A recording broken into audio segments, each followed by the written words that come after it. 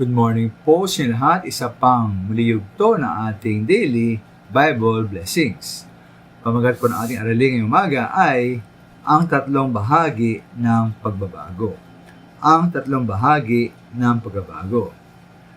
Mawisin niyo mga minamahal, no? Isip niyo halimbawa, ang isang teenager na snatcher ng cellphone. Siya huliin ng pulis, makukulong sandali abang may kaso. Ngunit, hindi po isipot ang biktima na testigo rin.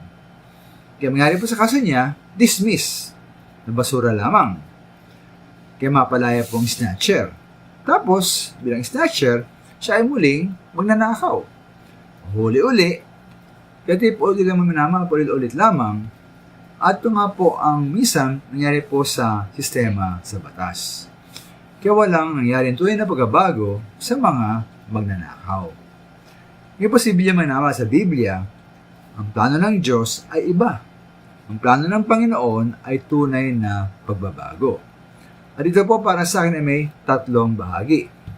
Una po, dapat iwan at itigil na ang kasalanan. Pangalawa, palitan ng tama ang kasalanan. At ikatlo, magkaroon ng bunga at pagpapala. Ito makikita po halimbawa sa Efeso 4:28-29. Una po sa magnanakaw. Ay sa verse 28, ang nagnanakaw ay huwag nang magnakaw pa. Bagkus magpagal, ay gawa ang kanyang mga kamay ng mabuting bagay upang siya'y may maibigay sa nangailangan. Kaya dito po, una-una, itigil na ang masama, ang pagnanakaw. Ikalawa, gawin ang tama, siya dapat magpagal at gamitin ang mga kamay sa kabutihan. At pangatlo, bilang bunga at pagpapala, dapat siya magbigay at tumulong sa mga nangailangan. Ngayon po sa verse 29 po, verse 29, ito po ukol po sa wastong panalita. Biroon, anumang salitang mahalay ay huwag lumabas sa inyong bibig, kundi ang mabuting kaditibay ayon sa pangailangan, upang makinabang ng biyaya ang mga nagsisipakinig.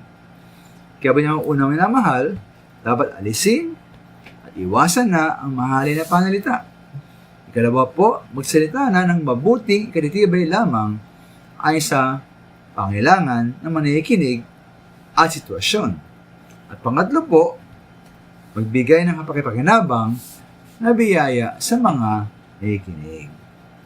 Kaya, ang minamahal, kung ating pong nais na ito ay na magbago, una, ating pong alisin ang masama. Pangalawa, palitan ang masama ng mabuti.